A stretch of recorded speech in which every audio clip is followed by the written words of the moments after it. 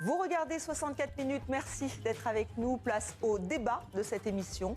Le nucléaire iranien, nœud gordien de la guerre au Moyen-Orient, un programme dénoncé par les Américains, commencé par Donald Trump. Téhéran refuse pour l'heure d'inclure ce point dans un éventuel accord. Et le sort des 440 kilos d'uranium enrichi à 60% reste en suspens. Où en est ce programme nucléaire iranien? Peut-il être gelé, stoppé? Faut-il qu'il le soit? Deux experts pour mieux comprendre ce qui se joue. Bonsoir Héloïse Vaguet. Bonsoir. Vous êtes chercheuse à l'Institut français des relations internationales, spécialiste des questions nucléaires. Et nous sommes en direct avec Clément Terme. Bonsoir. Bonsoir. Spécialiste du monde iranien, historien des relations internationales, vous signez Iran-Israël, la guerre idéologique de 1979 à nos jours. C'est chez Taillandier. Merci à vous deux d'être avec nous. Alors, on l'a dit et on l'a répété depuis le début de ce journal, Washington et Téhéran seraient proches d'un accord. On voit que chacun prend son temps. Et pour l'heure, le nucléaire iranien en serait absent, si on en croit ces dernières déclarations des autorités iraniennes. Écoutez. Ce mémorandum d'entente abordera les points essentiels pour mettre fin à la guerre imposée, ainsi que les questions fondamentales qui nous concernent. Dans un délai raisonnable de 30 à 60 jours, les détails de ces points seront discutés et un accord final sera finalement conclu. On n'y est pas encore. Est-ce que vous comprenez, Héloïse Vaguet, que finalement, le nucléaire, pour l'instant, les Iraniens, ils ne veulent pas en entendre... ils veulent en entendre parler, mais pas tout de suite. En fait, ça a toujours été la stratégie iranienne d'acheter du temps et d'essayer de négocier sur des points qui étaient acceptables pour eux. Et quand ça ne l'est pas, eh bien justement, ils cherchent à négocier un délai supplémentaire de négociation. On avait vu la même démarche en fait en 2022-2023 lorsque des négociations avaient repris pour essayer de ressusciter l'accord de Vienne, donc le fameux JCPOA de 2015. Les Iraniens avaient essayé aussi en fait plutôt que de trouver un accord, c'était arriver à un protocole d'accord qui ensuite allait arriver à un pseudo-accord similaire au JCPOA. Ça n'a jamais été le cas, hein, et je pense qu'on n'y va pas non plus aujourd'hui. Mais s'ils considèrent en fait qu'ils ont la mainmise sur les négociations et qu'ils sont en position de supériorité, et c'est à mon sens un petit peu le cas des Iraniens, parce que je pense qu'ils ont l'impression d'avoir en partie gagné la guerre qui a commencé non pas en février mais bien en juin 2025. Et la guerre des 12 jours. C'est ça, la guerre des 12 jours et puis la guerre de février. Eh bien effectivement, s'ils pouvaient espérer que ce soit acceptable pour les États-Unis. En revanche, le problème est que ne pas inclure le nucléaire iranien tout de suite n'est pas forcément acceptable pour Israël. Et d'ailleurs, Benjamin Netanyahou s'est exprimé à ce sujet sur Twitter il y a à peu près une heure en expliquant que pour lui, vraiment, le cœur du sujet, c'était Hormuz et le nucléaire iranien, en rappelant bien que lui vivant, il n'accepterait jamais que l'Iran ait des armes nucléaires, ce qui n'est pas le cas aujourd'hui, rappelons-le, et ce qui n'a jamais été le cas. Oui, effectivement, on va voir ce tweet, on peut même voir ce tweet dont vous parlez de Benjamin Netanyahou qui dit « Il n'y aura jamais la bombe nucléaire en Iran ». Alors Clément Terme, est-ce que vous êtes d'accord avec ce qui vient d'être dit? C'est une ligne rouge pour les Iraniens, c'est aussi une question nationale d'avoir ce programme? Alors effectivement, historiquement, c'était une question nationaliste à l'époque du Shah d'Iran. Donc il faut rappeler que le programme date des années 1950 et qu'il a accéléré à l'époque des années 70, après le choc pétrolier, en lien avec l'essai indien. À l'époque, Israël, les États-Unis ne voyaient pas forcément comme un aspect négatif ce programme nucléaire iranien. Donc c'est bien une question idéologique qui a émergé en 1979 et Israël fait un lien entre la nature idéologique du régime de la République islamique et ses ambitions nucléaires. Donc on est dans cette situation de blocage depuis plus de 20 ans. Donc pour l'instant, la République islamique sait que l'Occident a une obsession nucléaire. Et donc, d'abord, essaye de négocier la levée du blocus maritime américain et retourner à la situation d'avant le 28 février, ce qui convient à l'administration Trump, qui essaye de limiter les effets négatifs sur les économies mondiales de cette guerre de 40 jours qui a débuté le 28 février. Donc, on est dans cette situation de blocage où on essaye de remettre à plus tard cette négociation nucléaire, même si l'accord qui est négocié en ce moment, selon les sources de presse, prévoirait une période de 60 jours pour les négociations nucléaires, en sachant qu'il a fallu plusieurs années pour parvenir à l'accord de 2015. Oui, effectivement, tout le monde se donne du temps. Alors justement, Héloïse Fayet, vous l'évoquiez, la guerre des 12 jours, avec des sites nucléaires frappés, Natanz, Ispahan, Fordo. Est-ce qu'on sait à quel point ils ont été détruits? Est-ce qu'on sait si ces programmes nucléaires ont été relancés? C'était le cas juste après cette guerre des 12 jours, notamment sur le site de Fordo.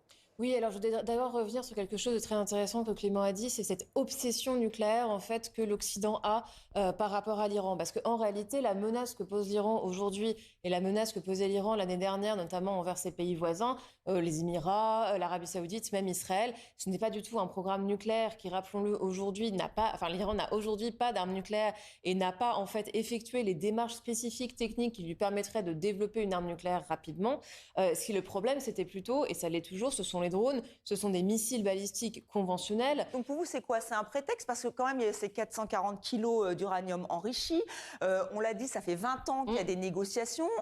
C'est les deux. Alors il y a évidemment, voilà. 60%, c'est bien qu'ils effectivement, veulent la bombe. Non, c'est-à-dire qu'ils se donnent la capacité de le faire, mais qu'ils n'ont jamais pris en fait la décision politique et militaire de développer une arme nucléaire. C'est ce qu'on appelle l'état du seuil ou un état de latence nucléaire. C'est un pays qui dit OK, moi j'ai toutes les pièces, on va dire, du puzzle, et si jamais il est nécessaire pour ma propre sécurité de développer une arme nucléaire, alors je mettrai la dernière pièce dans le puzzle et j'engagerai un programme. Donc c'est vraiment important d'avoir cette distinction. Avec Ali Khamenei, est-ce qu'aujourd'hui ça peut changer puisque là effectivement, donc là c'est la question qui se pose et c'est lié justement à la question que vous posiez, c'est qu'aujourd'hui et même depuis en fait juin 2025, on a quasiment perdu toute vision sur le programme nucléaire iranien.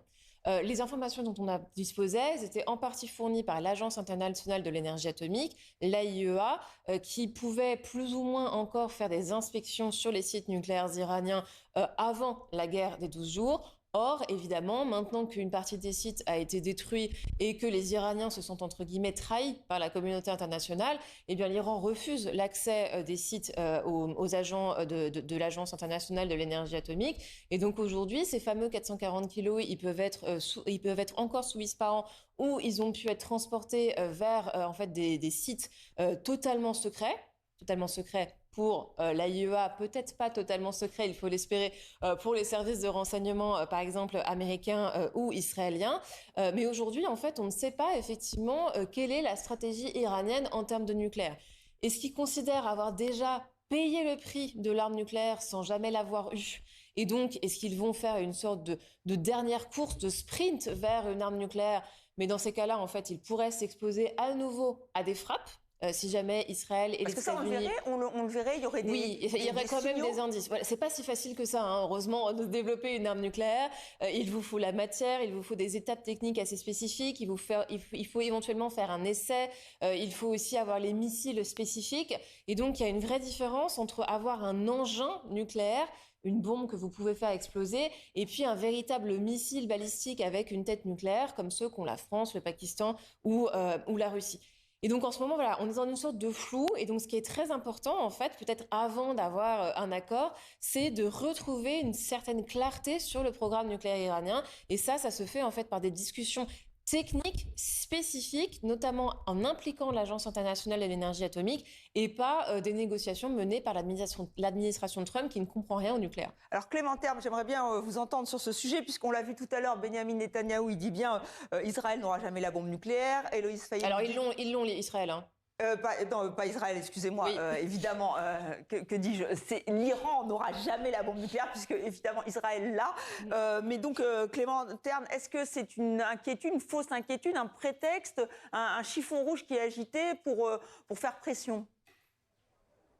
Alors oui, effectivement, ça fait une trentaine d'années que Israël et le Premier ministre Netanyahou parlent d'une menace existentielle et il fait le lien entre la nature du régime, l'idéologie qui définit la politique étrangère de la République islamique d'Iran et des ambitions nucléaires. Et donc, il y a eu un alarmisme nucléaire depuis plusieurs décennies en Occident, mais pas seulement en Israël, en France, aux États-Unis, où les prédictions annoncent une militarisation rapide du programme nucléaire iranien. Ça ne veut pas dire que ça ne se produira pas dans l'avenir, même si la question de la détection, le fait qu'il y ait une infiltration de l'État de la République islamique au plus haut niveau de la prise de décision, et notamment de l'Organisation iranienne de l'énergie atomique, il est peu probable que ces ambitions, si elles se développaient dans les prochains jours, ne seraient pas détectées. Et donc, à ce moment-là, il y a quand même cette dimension de suicide politique pour les décisionnaires en République islamique qui s'opposent. C'est-à-dire, nucléariser le pays produirait l'effet inverse de l'effet recherché, puisqu'au lieu de garantir la survie du régime, il exposerait le pays à une nouvelle guerre. Donc, c'est toujours un arbitrage entre garder ce marchandage nucléaire, puisque l'administration Trump a fait de cette question une priorité, notamment par rapport à son partenaire israélien, et en même temps donner la priorité à la reconstruction des missiles balistiques, du programme de drones, de la base industrielle de défense. Donc il y a un discours dans la négociation qui va donner la priorité à ces questions, parce qu'en sachant que l'adversaire y accorde une importance majeure, mais en même temps, sur le terrain, les actions montrent qu'au contraire, la priorité, les ressources sont déployées pour la reconstruction militaire et la dissuasion effective, qui est celle des missiles, des drones et des soutiens aux auxiliaires régionaux, comme en Irak. Voilà, on a vu aussi des tirs de drones depuis plus l'Irak. efficace, effectivement. Cesser le feu. Tout de suite, plus efficace tout de suite pour les Iraniens, on le comprend, pour être plus offensif. Alors, on va juste revenir sur ces 440 kilos d'uranium enrichi à 60%. On en a beaucoup parlé. Alors, à un moment, on s'est dit que, enfin, il y a eu beaucoup de discussions. Est-ce qu'on allait les chercher? Même les Américains l'ont dit. Est-ce qu'on allait les donner à Vladimir Poutine? Eh ben, Donald Trump lui est formel. Enfin, il était vendredi. Ce sont les Américains qui doivent le récupérer. On l'écoute. C'est nous qui récupérons l'uranium hautement enrichi. Nous n'en avons pas besoin, nous n'en voulons pas, mais nous le détruirons probablement une fois que nous l'aurons récupéré. Mais nous ne les laisserons pas le garder. Alors, Héloïse Fayet, qu'est-ce qu'on doit en faire? Déjà, on ne sait même pas où ils sont, hein, vous nous l'avez rappelé. Le guide suprême Mojtaba Khamenei, dans un message, refuserait de transférer cet uranium. C'est aussi un moyen de négocier ce Yellow Cake, comme on l'appelle? Oui, alors le Yellow Cake, c'est la phase très préliminaire. Là, on est sur une phase extrêmement transformée et avancée du Yellow Cake. Il faut déjà se rappeler que ces 440 kilos sur lesquels on se concentre, ils font partie d'une masse beaucoup plus importante d'uranium enrichi dont dispose l'Iran.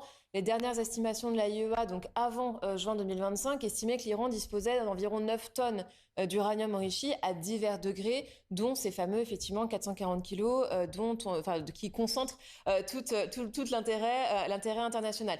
Alors, aller le chercher, comme me l'explique Donald Trump, ça semble extrêmement complexe. Notamment, ça nécessite en fait des ressources humaines et des ressources en renseignement qui sont très importantes. Et puis surtout, il faut se rappeler quand même que Donald Trump conduit cette guerre contre l'opinion publique américaine. L'opinion publique américaine a élu Trump sur le principe qu'il n'y aurait plus justement de guerre de longue durée pour les militaires américains, qu'il n'y aurait plus de militaires américains tués au Moyen-Orient. Or, il me semble qu'une opération vraiment sur le terrain, donc potentiellement à Ispahan ou à Fordo, engagerait de nombreux militaires. Et donc le risque en fait serait extrêmement élevé. Les autorités iraniennes le lui donnent, puisque c'est dans le cadre de cet accord.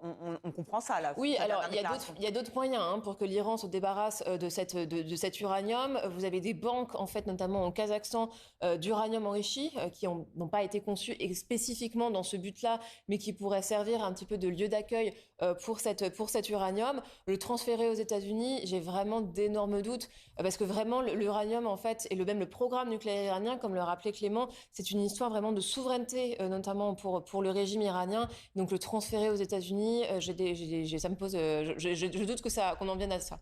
Vous n'y croyez pas du tout, même on dirait. Clément Terne, est-ce qu'on peut contraindre les Iraniens à se cantonner au nucléaire civil? Alors oui, c'est tout le débat sur les intentions, c'est-à-dire que le problème en droit international, pour justifier la guerre, cette question nucléaire a été mobilisée, elle a été mobilisée précédemment également dans le cadre de l'accord, mais on est sur une question des intentions militaires ou pacifiques, et donc il n'y a pas de preuve d'armes, mais prouver l'absence d'armes est aussi compliqué. Donc je vous renvoie au livre d'Hans Blix sur la guerre d'Irak en 2003, et donc c'est toute la question, est-ce que c'est préférable de gérer ses ambitions nucléaires à travers l'outil diplomatique, l'option militaire, les opérations clandestines? Donc c'est vrai qu'Israël utilise toutes ces panoplies, toutes ces options en même temps, l'administration Trump également. À l'époque démocrate, avant le 7 octobre en tout cas, il y avait une préférence, notamment pendant la parenthèse de l'administration Obama, pour l'option diplomatique.